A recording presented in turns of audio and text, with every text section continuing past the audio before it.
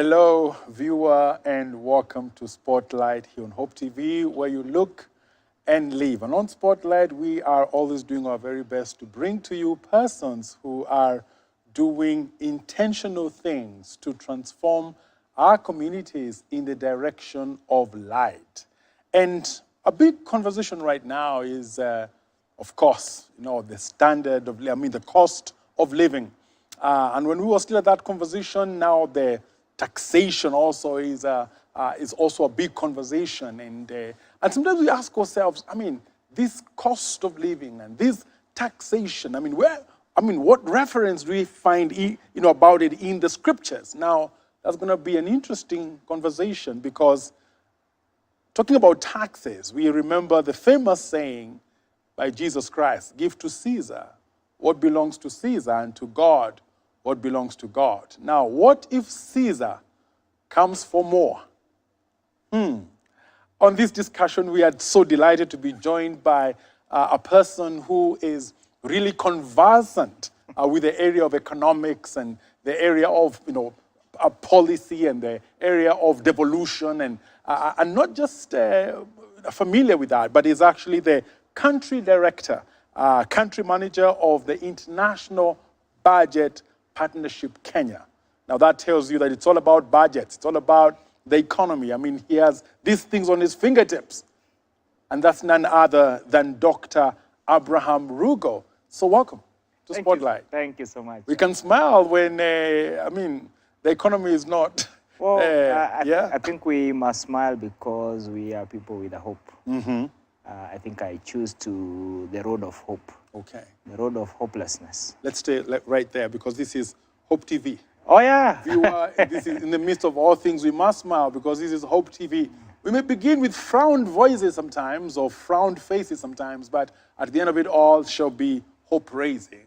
Now, do engage us in this conversation and do WhatsApp us on 0708 222 323, 0708 222 323. That's our WhatsApp message line. Do be part of this conversation and also engage us on our social media pages as we talk to Dr. Abraham Rugo. Yeah, you say we must hope. Yeah, because the world is broken in many ways and in many places. So are the people in it. And therefore, when we look at the brokenness, it's very easy to despair. It's very easy to give up. Yet I realize it takes perhaps more energy to feel hopeless than to feel hopeful. But again, it's also not just a blind hope because I'm also a person who believes that this is God's world and He has good intentions for it. He has good intentions for us. And He gives us the brains, and the ability to not only make wealth, but also to make decisions about how to use that wealth. And therefore, my hope is really not just empty hope. It's hope that it is possible to change the direction of our society. But I'm also aware that it takes quite more work to do it. Okay. It takes a bit more responsibility than perhaps what we are seeing now. All right. Yeah. You balance your statement just like a good PhD. You can tell us because sometimes when it comes to like doctorates, like the one you have in terms of public policy and governance and all that, sometimes those levels of education are not consistent with a sound faith. but you also are a leader in the church, you are an elder in the church. Can you tell us how you harmonize your faith and also your mind, your intellectual dimension? No, I think it's really in appreciating. You see, faith is not a lack of evidence. It's not this thing you jump on because you have nothing else to believe in. For me, in fact, my faith became more grounded when I was doing my PhD because I came to realization of just how little one can ever know about God's universe.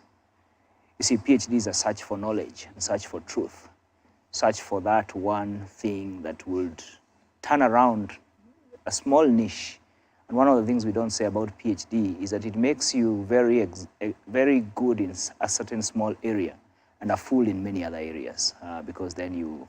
So for me, my faith, one, accepting to follow Christ was a very deliberate decision earlier in my life. But along the way, as I see how much I have little knowledge or control of what happens in the world, and coming to evidence even in my own personal life, of things that I thought knowledge should resolve, knowing should resolve, being connected to good spaces will resolve, and they were not resolvable. It has strengthened my faith more. And I find more and more evidence every other day, including by working in this space for the last 15 years. I still see some transformations happening, perhaps not as fast as I want. But that really is what has informed. But also it's realized that God is not out there, and we are down here on our own. He promises actually to send His presence to be with us. All right. And therefore, then the search for knowledge, the search for solutions in society does not become a replacement of God's power, but becomes a response to God's power. Okay. All right. Sounds solid there. And just thinking, because you've been in this area of public policy, governance for, as you say, 15 years. Yeah. So would you then say that this is also, in a way, your calling? Yes. Yeah, it's my calling. I think I'm very clear. The couple of times when I've been invited to be a pastor in different places, some of which you even know, I declined. I didn't decline because I didn't think it was it was good to be in that role, which you play yourself. But it's because I believe that where I work, God has called me to work there. Mm-hmm. And I believe actually that's where I get to demonstrate love. I get to demonstrate empathy. The people actually who know whether I believe in God are the colleagues I work with. I perhaps spend more time with them than I spend at the church or than I spend at home. But more importantly is to realize that because it is God's world, He calls different people to different spaces. I believe there are doctors who are called to be doctors, and they should spend their time doing it and doing it well. Mechanics, perhaps even cleaners, drivers. And when all of us would see that as a calling from God and that the blessing of the Lord is without sorrow, then perhaps we will put in a bit more energy. Mm-hmm. So I put in as much energy as perhaps somebody who will be going to preach will do, and prayer, as when I'm going for analysis, and we do not necessarily pray all the time in the organization, because that's not the space for that. But our faith and our conviction is demonstrated by the kind of courses we pursue. Okay. Yeah. You've talked about analysis. Yes. Yours is the world of numbers and formulae and all that. And there's one thing that you must know. From your experience about the status of this country. Yeah.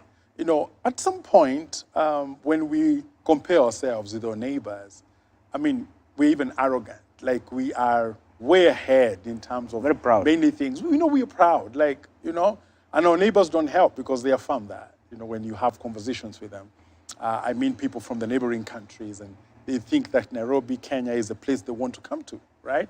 But then you go to the outer world, and I'm just wondering the status of that pride. Apart from athletics, of course. Yes.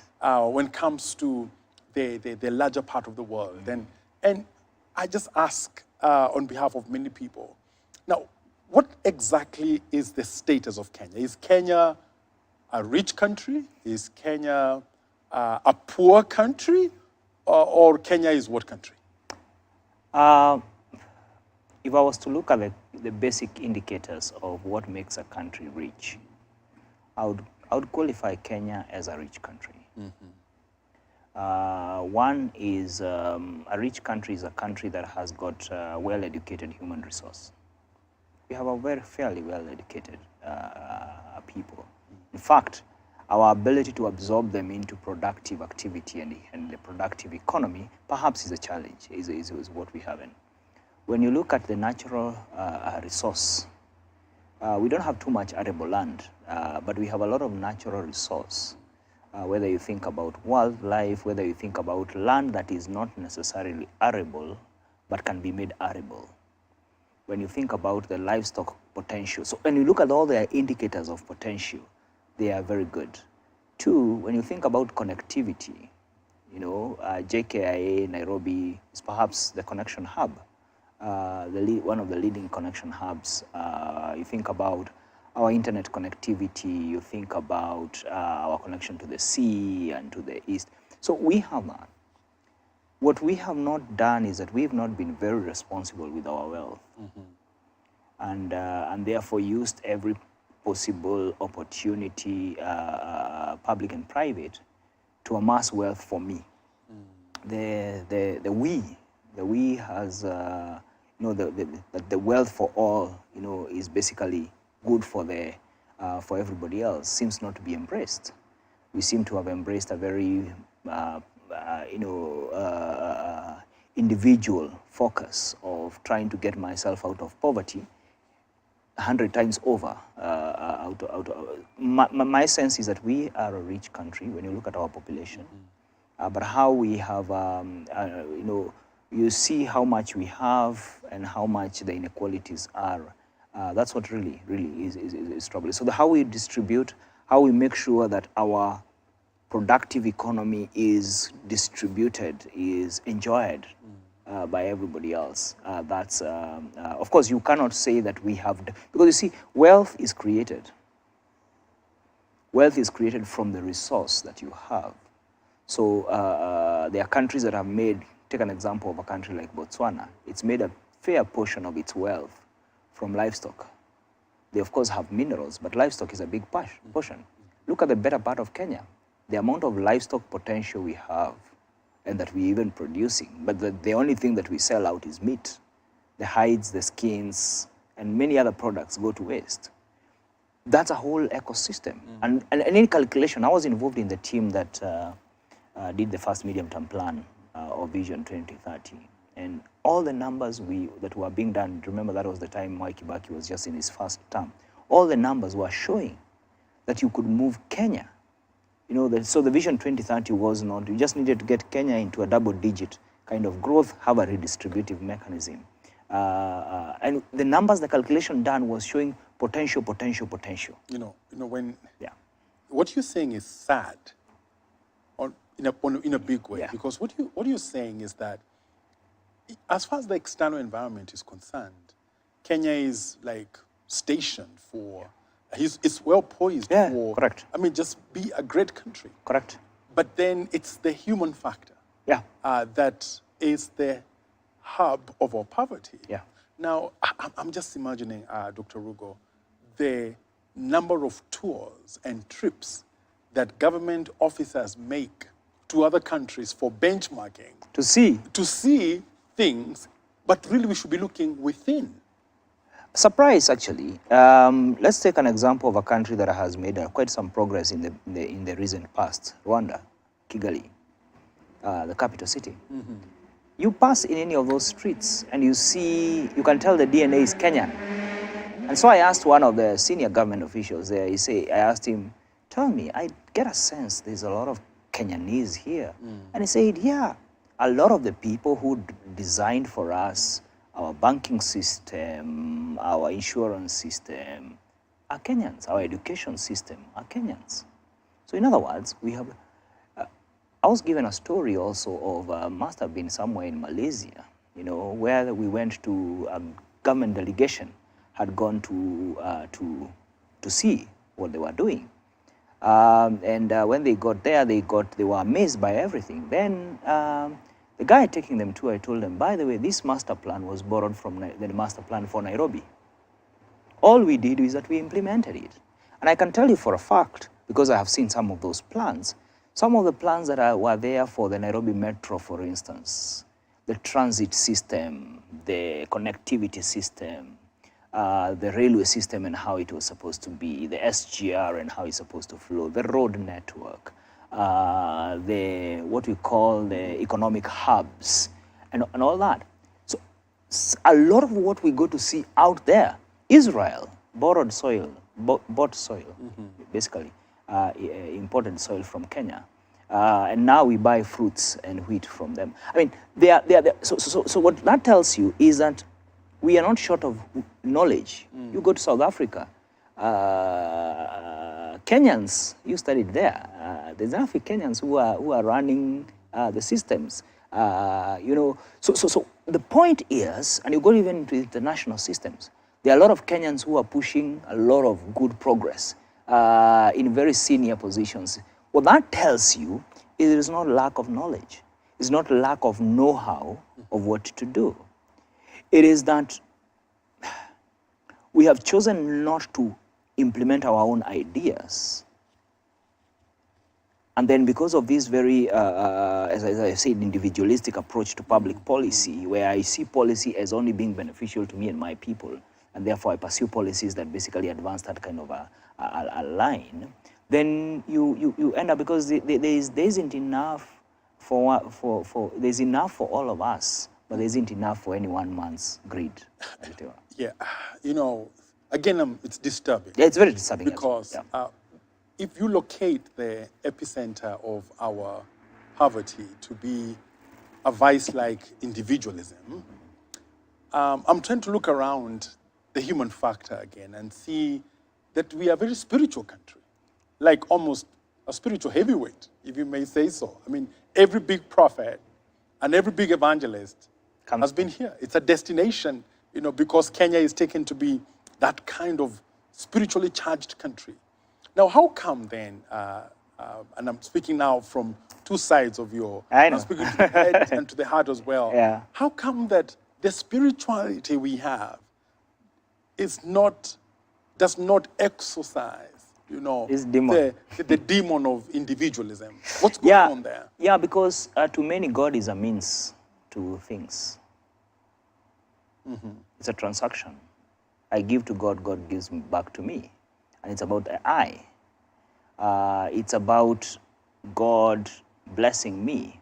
And the manifestation of that is literally that I'm actually, for a lot of people who we call spiritual, we can have a long conversation of what we exactly mean by spiritually. It falls in two ways. First of all, we see spiritualism as a way of good conduct towards good products and good ends. And therefore, what you even see preached a lot is that God has not blessed you unless you have moved to a better neighborhood, you are earning a better income, you are. And therefore, it becomes an individualized God, a personalized God, a ticket to the wealth I seek. But then you mix that with a very extractive kind of theology, a theology that believes that all you need to do is give everything you have. Give. But that does not emphasize the place of work. The same scripture that says give, the same scripture says labor, for your labor is not in vain. It encourages us, Paul encourages us not to be idle minds, not to be busy bodies, but to work with our hands. We don't encourage the culture of discipline, the culture of working with our hands. And we believe that prayer can replace hard work for some. Prayer cannot replace hard work. We don't celebrate honest incomes. We celebrate the income. So that when I come to your church, you don't ask me, hey, brother, I know the job you do. I know roughly how much you must be earning, but this amount you have brought to the Lord, what miracle? What miracle occurred to you? No, I receive it. You receive it very quickly. Tell me about the miracle. You receive it very quickly. So then now spiritual and participation in a faith community becomes a place to sanitize. To sanitize wealth regardless of how it has been obtained. And therefore then that type of spiritualism, as it were, then is not deep. it does not touch the heart. You know what you're saying, Dr. Rugo, is again another disturbing thing. Yeah. That our spirituality is not able to exercise individualism because it is itself deficient. It's deficient. It's deficient because it is focused on personal salvation. It does not bring in the communal shalom, the peace that it does not bring in the idea that for my success, the idea of Acts chapter 2, where success is not just about my success, it's also about the communal kind of success. But also, it's that then it does not connect my daily life to my faith.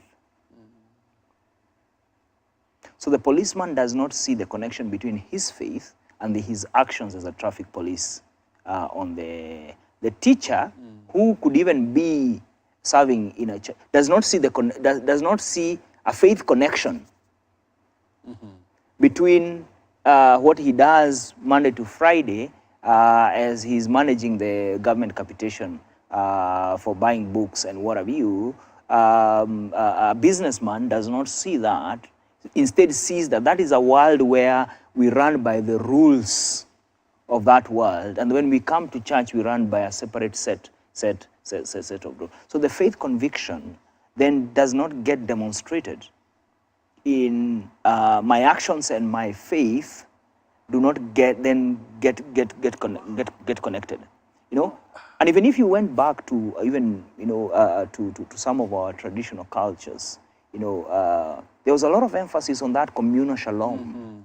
And that my success is your success. And then also there was a continuity. That, correct. Your faith is in everything. Yes. Everything you do is at the heart of your identity. Precisely. Now, I mean, very interesting theological and spiritual insights there, which also now brings me to the question of looking at the Lord Jesus Christ himself. And from your conversation, I'm actually seeing how Jesus did engage the individual, but a lot of times the systems, right? The systems of the day, yes, he came head on, and we can see that he went more to the cross because of the system, out of which the individual became a beneficiary because their sins were forgiven.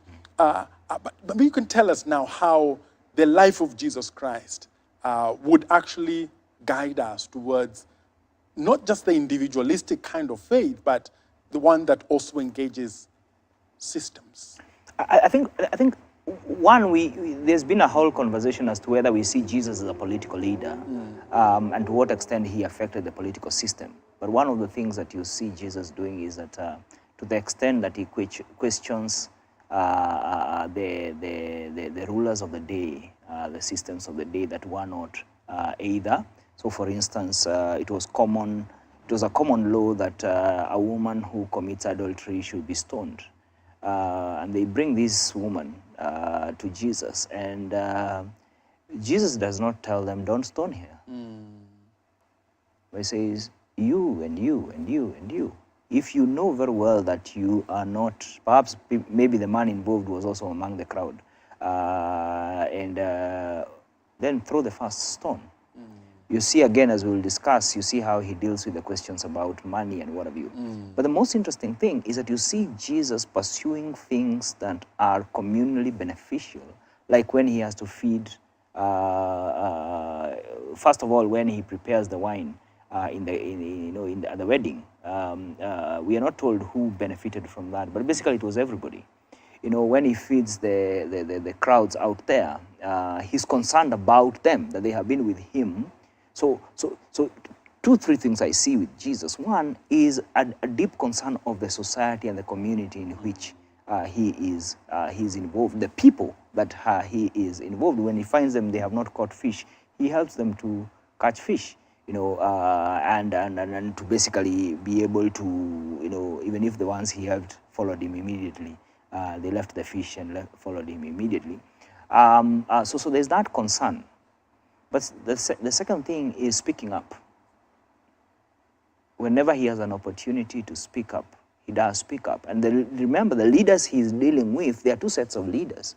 There's a Roman Empire, where, I believe Caesar belonged to, but there's also the religious leaders who who guided the day-to-day operations and interactions of the people. Whenever they bring him many questions and challenges. What happens here? What happens here? And he confronts them from a point of justice. Is this the just thing to do? Is this the righteous thing to do? So that's speaking up, that confronting kind of. But the last part, the last thing for now is to say, is that in Jesus you also see real empathy. Mm-hmm. When he meets the woman, the Samaritan woman, there's real empathy. When there's death, you see real empathy. Mm. And for me, those are the things that make a society progressive. Mm-hmm. That's what makes a society be at shalom. Because there's no way two of us can have a conversation, I am full and you're hungry. Or that your children are not going to school because you cannot afford, mine are going to school, and we can have a conversation about how to have the road fixed. That conversation cannot happen because our realities are not the same. So for me, I mean, I spend my time trying to ask, how does my faith connect with the decisions, with the proposals, with how I live, how I lead the company that I lead every day? Is there fairness? Is there empathy? Are people treated as human beings or just doings? Yeah. When you talk about what you're talking, saying about Jesus and minding, he's on one part there's a system, on the other part there is the individual.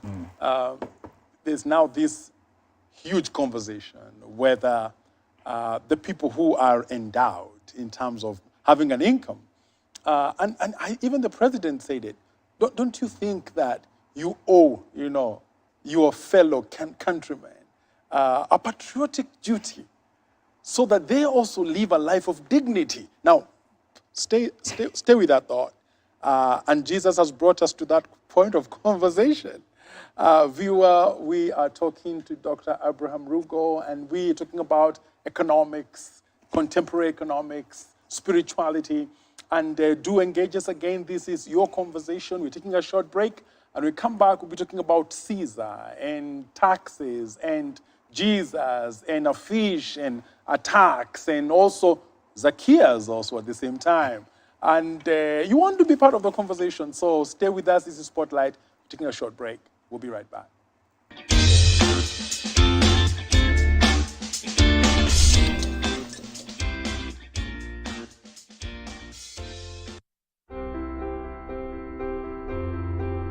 The Asian community in Kenya has been nationally recognized as the 44th tribe of the people of this great nation. Many of which who have already been exposed to the gospel of our Lord and Savior Jesus Christ. Starting this January, every third Thursday of the month, we bring you Asia Testify, where we will be listening to life-transforming stories of Asian believers who have walked with the Lord. Only here on Hope TV. Look and live.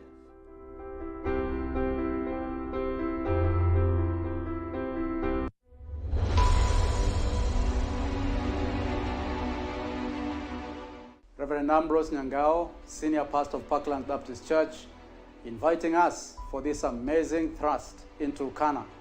We are calling it Multi-Destination Mission. We need missioners. Many of them will be young people, and these young people need your support. They need resources. And we are asking that many will be able to engage and come on board. We shall have a medical camp. We need medical supplies, and we need your presence in a mighty way. Your prayers will be key. Resources will be key.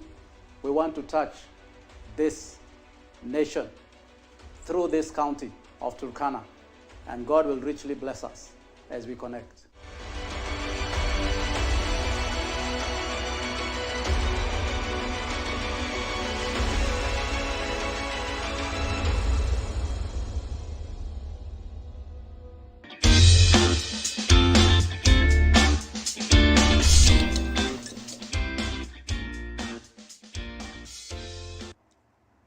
Viewer, welcome back. We are having a conversation about spirituality and economics, the Bible and taxes. Just to help us, have a perspective in terms of where we are at and what maybe would be a godly response. Like, what would Jesus do when it comes to, this whole conversation around our economy right now, and especially about the taxes. And we are honored and happy to have with us one who deals with these numbers every day, and not just every day, but he's just told us that's his calling, dealing with these numbers and the policies and all that. And that is Dr. Abraham Rugo, who is the country manager, International Budget Partnership Kenya. Now, we got to a point where we were talking about just the responsibility we have for the other. And at this point in our country, the heavy conversation is around taxation. And it's not so much that we don't want to take care of our neighbors, but we feel that we are getting to a place where many people can say they are being overtaxed.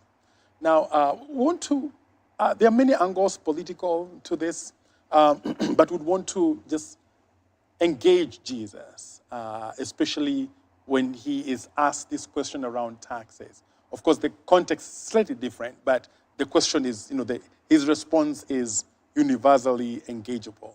Give to Caesar what belongs to Caesar, and to God what belongs to God. Let's stay with staying what belongs to Caesar, right? Yeah. At what point would you say that Caesar is coming for too much?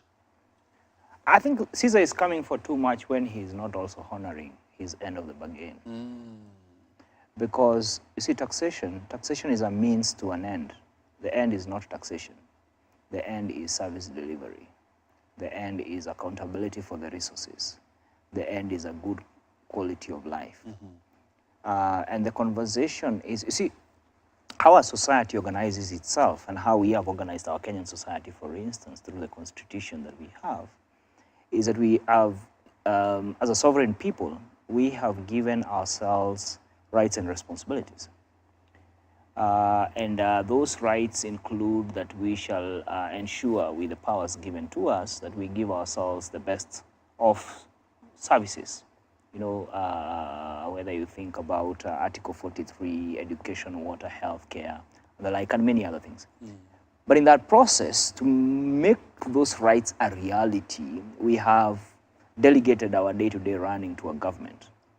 Now, that government also has, and our responsibility towards achieving those rights is being, of course, peaceful people, so that then we allow the government the possibility to run and to engage, to participate in elections, in electing the government, but also to pay our taxes.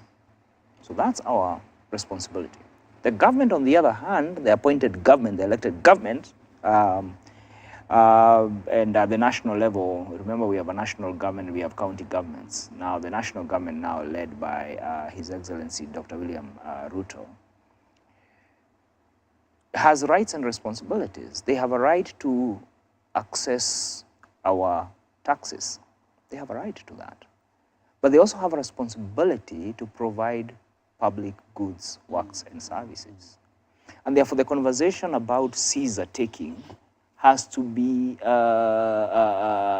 marinated and balanced with what is Caesar giving back.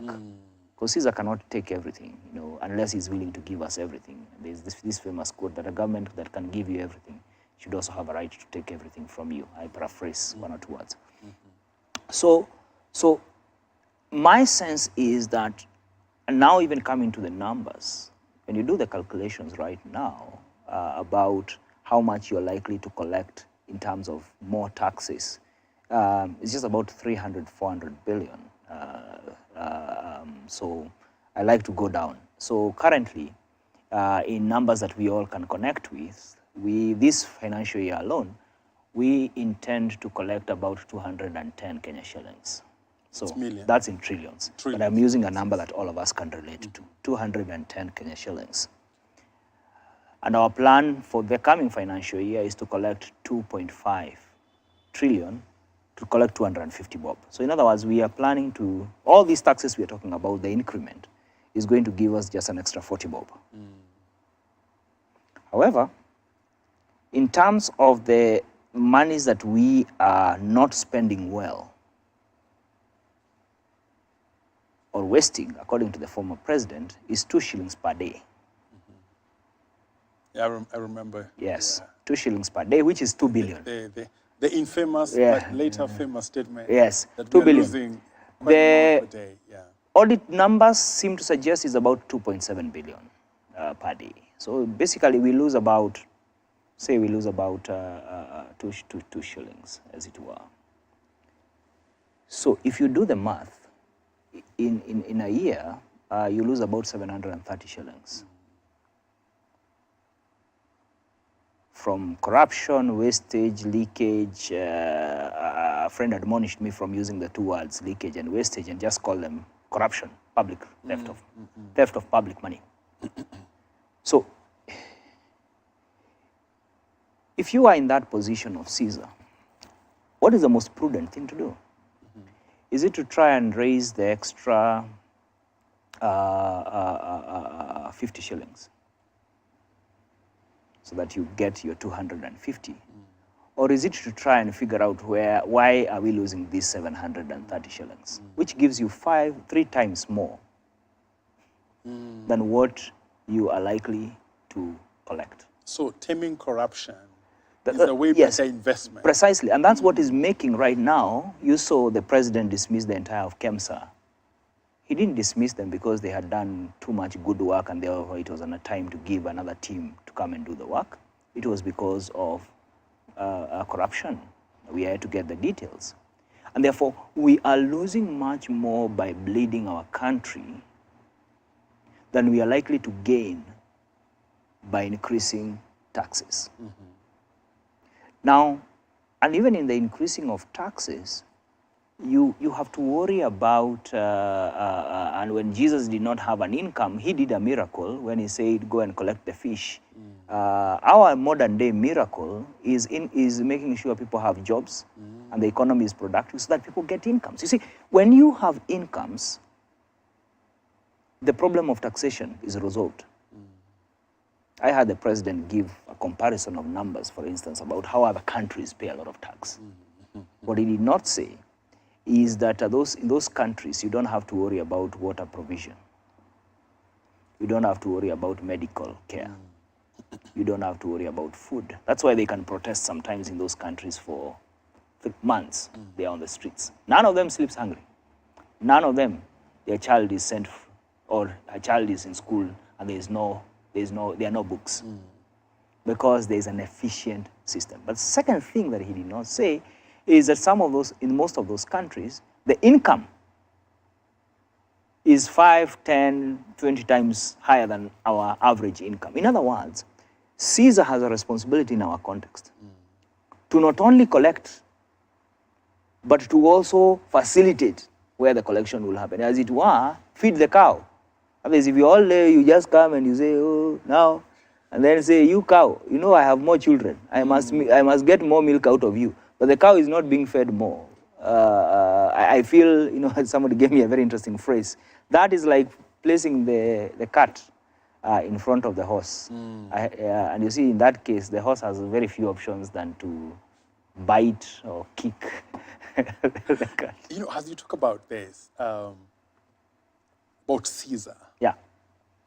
Very important point there, that it's okay, you come for more, but let's see also that you're delivering more. Precisely. And that's the side that is, as you say, is so corrupt that we almost feel that the reason why we are coming for more is because we have eaten most of what was, was given to us. We are doing nothing about the wastage, and we are asking you for more. So somebody adds up and says, oh, so that's why you want more? Which is interesting, because I'm just thinking, when you talk about fixing the system, I have in mind Zacchaeus, and I'm just wondering whether Zacchaeus did not, because listen to Zacchaeus, and he had these numbers. The way he gave back, I was like, he had gave back. Kept his records.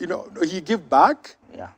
he gave more, I mean, He returned 4 times what he had taken away, and half of everything that I don't know. Somebody he gave should to the compute poor. that into a formula, because I'm sure there's a reason why the Bible tells us about, those numbers. I mean, there should be a nice formula there that, because you see what's happening. It's exactly what you're saying. Is that there is there's a ceiling. What Jesus helps this system is by dealing with its corrupt side. That's exactly what he does. Yeah. Because he goes to the other end and says, hey, if we can sort out Zacchaeus, and make him a decent person, then we release lots of money to do good, as compared to them staying on the end of corruption and all that. But maybe connect that. Yeah, I think, first of all, it's important to appreciate that those days, and now you hear about tax collectors. The tax collectors, the system was almost the individual. So they collected, individuals had responsibility over a region, and they would collect and then remit. But they were very corrupt. So Zacchaeus does not hide from the fact that I have been part of an extractive, corrupt system. And now that I have seen the light, I should give back to... You don't see that here, even with all the corruption cases, whether dropped or executed. You don't see a public remorse, partly because I think we don't expect it. We don't expect it because as long as this person shared with us the loot. So a bad thief is the one who eats alone.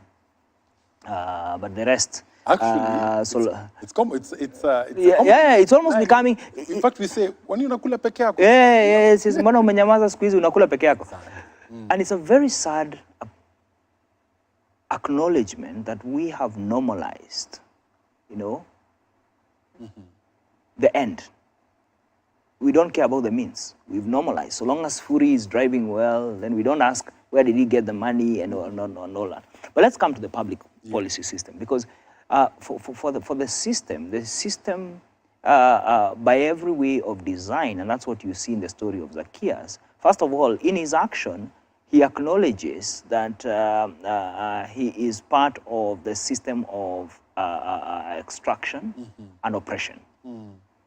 And in his own action as a leader says, for me, this is what I will do. I will return to those. And of course, they kept the records because they were the KRA. They kept the records. So he knows. He knows this guy was to pay 10 shillings. I made him pay 40 shillings. So I need to return to him, or I made him pay. He says, I'll return 4 times what I have taken from the people. But the way you redistribute in a system like ours, the way you restore from that lesson is that one, first of all, you make people face the rule of law, because the rule of law means that then they repatriate their wealth, but then you use that wealth for the rightful purposes. So repatriation does not become a process of exchange. The reason why I'm pushing Furi to repatriate so that then I take it myself. It becomes a way of restoring, a way of acknowledging, and I've just given you an example of just the numbers, and there are many other numbers that I could perhaps quote, that show you that by just, Kenyans, whether, followers of Christ or not, all they desire from the system is a functional public system. Services, healthcare, agriculture services, water, food, housing, and the like. And therefore, when we are silent about that side of the service provision, when we are silent about the forces and the powers of oppression. If Jesus had gone silent on Zacchaeus, and said, you stay where you are, continue with your life, I care less. But it tells him, come down. Which is an important place there, because we come full circle to where we began, because we talked about the amount of spirituality in this country, vis-a-vis the amount of corruption.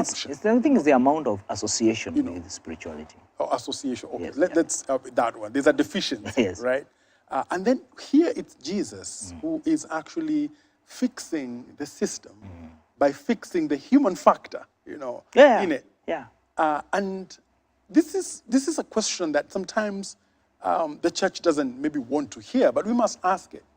And we must from this analogy that we've talked about, this engagement you've had, that the church has a huge responsibility to fix its deficient faith so it can be able to fix the system that is our nation.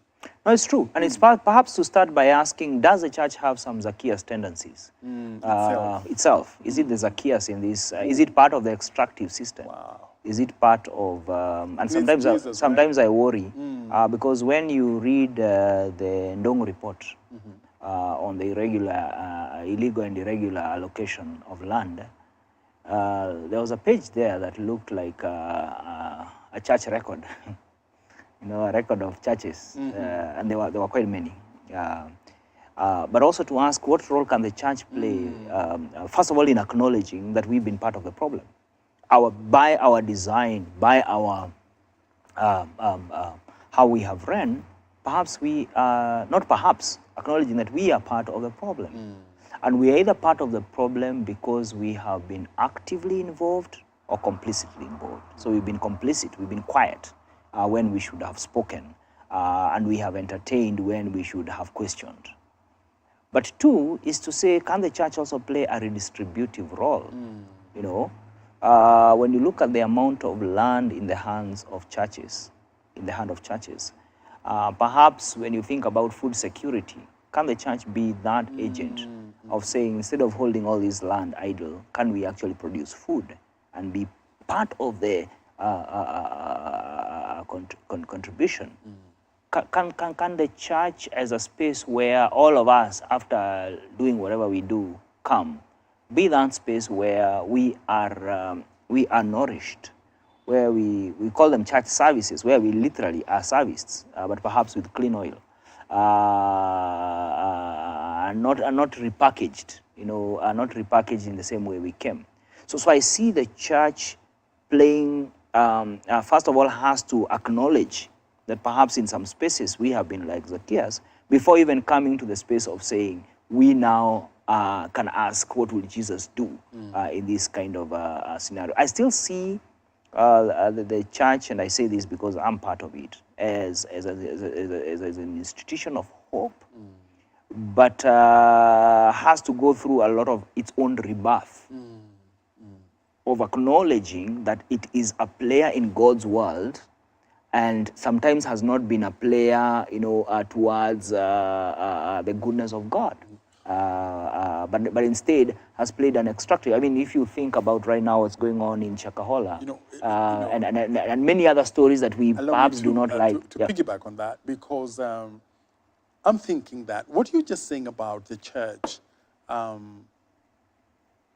being the agent of Christ and fixing this corruption system, and you are already giving different angles. It's not that there's one angle. There are different ways, even the role of you have lots of land. What can you do with this land? Education system, healthcare system. All that. There's so much good that the church can do. But maybe it's too much, it's too hard. It's too hard a work for the church to go deeper in that way, in fixing the Zacchaeus-ness of this system. And so we've gone deeper into the wrong side. So we've gone now into the mystic. We've gone down into the cultic. We've gone that road instead of, the more, this bigger part of actually fixing corruption. Now we've disappeared into another direction, which is the mystic and the confusing and all that. And it's a very difficult situation. And I like the perspective of that the church needs to look thoroughly inside. Yeah. And somebody said, Dr. Harry, that the Kenyan problem is really not the shilling problem. It is more a manners problem, And I want to put that in line with one of the things that you've really spoken out quite a bit, that Kenya is really a problem of accountability more than anything else. Now, the question I put to you is, again, appealing to your two-ness here, the elder in the church and also the expert in policy. How do we build our moral bank? Yeah, I think, you see, from where I sit, we must accept that, first of all, we are bankrupt, morally bankrupt. and that we have normalized what we should not have even normalized in our normal senses, if that all that makes sense. In the sense that we've normalized seeing other people suffer. It's shocking that actually when somebody dies, Kenyans no longer look shocked. No, it's almost like, alikufa. Wamekufa 200 na... It becomes a news item. And that thing that happens there. We've normalized pain. The number of children who cannot afford school fees. And it's almost normal, you know. So if they cannot afford, what are we supposed to do? We make some contribution here and there. We help those we can. The rest we say, it's okay.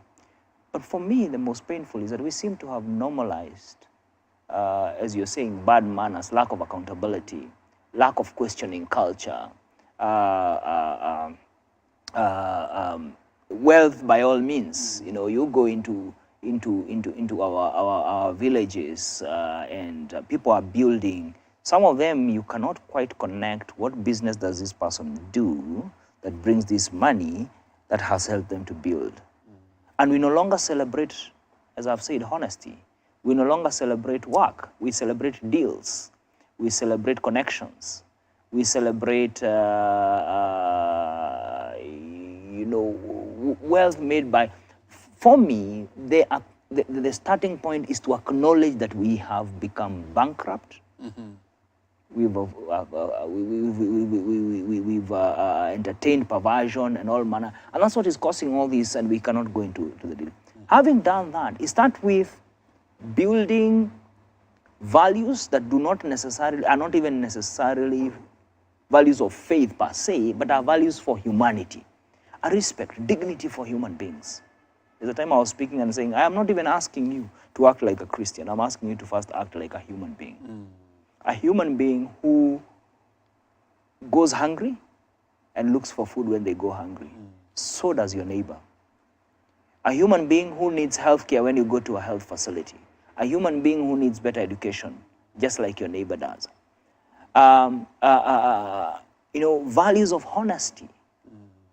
You know, it almost looks off for when somebody says the truth. But when you lie, niko hapa tu, I'm at the corner, and you know very well you are not even showered. And people are listening in the matatu, they are giggling. Not even the neighbor can say, hey, man, we are with you here. So we cannot continue to normalize, simply because we are gaining. And that the system is only corrupt because I'm not benefiting from it. And studies have been done. There's a study that was done by the Aga Khan, must have been by the Aga Khan Foundation, that showed that many people are willing to be corrupt so long as they are not caught. These were young people, I think let's clarify. These were young people. They say they don't mind getting wealth by whatever means. So that's the place where we must start and demonstrate those values. That somebody can actually apply for a job and get it without knowing anybody in that organization, purely on merit. You see, would you then say that we are perfecting the economics language? We really are talking great economics on our TV screens. We are talking about formulas and combinations and permutations and combinations and all that. But with corruption, Dr. Harry, with corruption, are we going anywhere? No, we aren't. We unfortunately we won't, and this will end up in premium tiers, because there is enough for everybody, but there is not enough for one's greed. Because you see, greed has no stopping point. Greedy Abraham will today take Nabal's house, and then tomorrow he will take the other person's land. The other day he will kill so-and-so's son because he's standing on his way. So, but how do you do it? All societies have greedy people, have corrupt people. But what sets them apart is that there is a rule of law, and people know if you do this, you will face the law. But two, there are certain values that they have built within themselves. As I've said, they are basic values of timeliness, of honesty, of hard work, of reward for merit, doesn't always get so on one hand, for the characters who completely are unable, let me use that word, are unable to live by what is, society acceptable, then for those ones, then you apply the rule of law. You jail some, you make others work for free for years so that then they, they do community service and the like. But for a majority, once people normally want to be within the normal curve, as we will say. So they want to behave the way, that's why when you travel to some countries, you no longer can throw paper on the road. Because the people, the society does not normally entertain throwing trash everywhere. You actually go and put it in the right, So it's time to start demonstrating and exemplifying that you actually can have a society that runs on a different ethos, perhaps starting with our families and our homes, starting in our schools, and celebrating, because we seem to celebrate the evil. Celebrating people who are doing, because even as we say all this fury, I think it's very easy for somebody to go home and wondering, okay, fine. These have completely broken. There are many Kenyans, there are many people in our society who still are doing the right thing. And that's the point where I just want us to just have your closing remark, because there are many people who think values are too soft. They think that being honest, being just and being fair and being, all this, they think it's too soft to make any change. They think it's actually something to be shy about. But you're saying that is really, really strong. In fact, maybe you can encourage now the viewer right now on the strength of the values. In fact, I would say it is the conviction and the holding of the values of many Kenyans that this country has not collapsed. There are government officials who still do the right thing, even under very difficult circumstances. There are policemen who don't take bribes, for your information. There are teachers who go to class and teach, even when there are no materials, there's nobody checking whether they are present or not. There are nurses who still go to work, even in places where there is nobody who goes, and they try to even, come up with ways, in which they can treat and address the needs. There are farmers, who do not add chemicals to their crops and the like. And therefore, it's just that I'm saying these people are quiet or quieted. They're not the kind of people sometimes even we invite in our media houses to speak so much, or we highlight in our 9 o'clock or 7 o'clock news. And therefore, my encouragement is to say that we can exemplify these values. Because values, you see, when I'm honest and you're honest, that's two of us. Imagine the other person does the same thing. The other person does the same thing. You start already creating a system of people who honor each other. If I have a business, I run a business, and I don't take bribes, then it means nobody brings bribes there, And then tomorrow I'm influencing another. So it is possible. So you see, values take you, they become the oil that runs a society. Not even oil, they're like a software that actually runs the society. And therefore that interaction, when there are no those values, then it's friction. Because if I am looking for a deal and you're looking for the same deal, then one of us has to eliminate the other, so that we go for it. But when I know that the chances of you getting it and the chances of me getting it are because we have done merited work. I know today is my chance, tomorrow is your chance. Thank you, Dr. Harry. Thank you. Very insightful. Thank you so much. And appreciate your insights and your perspectives and your knitting the intellectual side with your spiritual side. And even as you continue with your calling, your cry is clear that we need to build an army of people who believe in values. Yeah. Now, viewer, the values keep coming back to us. And it's clear from our conversation, from the wisdom that we've gotten from Dr. Rugo here, that values are not just spongy things. Values are really a bedrock And therefore, as you execute your life, remember that there is an army that is exercising a value-driven life. And please, by all means, join them. Because values, expressing them is not a weakness. It is the strength that this country needs to heal. This has been Spotlight. Thank you for watching.